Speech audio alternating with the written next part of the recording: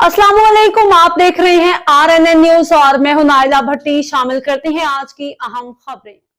बिहाड़ी से अपडेट करें। मोहम्मद मुअज्जम जोया की रिपोर्ट के मुताबिक डिप्टी कमिश्नर बिहाड़ी इमराना तोकीर की जेर सदारत सैलाब मुतासरीन के लिए इमदादी सरगर्मियों का जायजा इजलास हुआ, जिसमें ADC revenue Babar Suleman, ADC finance Muzaffar Khan, UNO coordinator Umar Dil और समाजी तंजीमों के नुमाइंदों ने शिरकत की। इजलास में रिलीफ व बहाली का तफसीली लाहे अमल तैयार किया गया।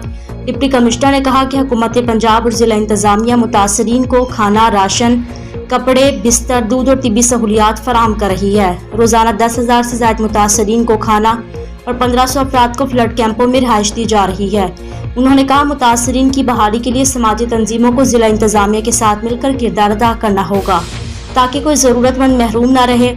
सैलाब से बिहाड़ी के 94 मवाजात मुतासिर हुए। मुतासरीन को खुराक, कपड़ों, बिस्तरों और बच्चों के लिए दूध और मवेशियों के चारे की अशद जरूरत है। समाजी तंजीमों ने डिप्टी कमिश्नर और जिला इंतजामिया की काविशों को सराहा। अब तक के लिए इतना ही। मजीद खबरों और अपडेट से बाखबर रहने के लिए देखते रहें RNN न्यूज।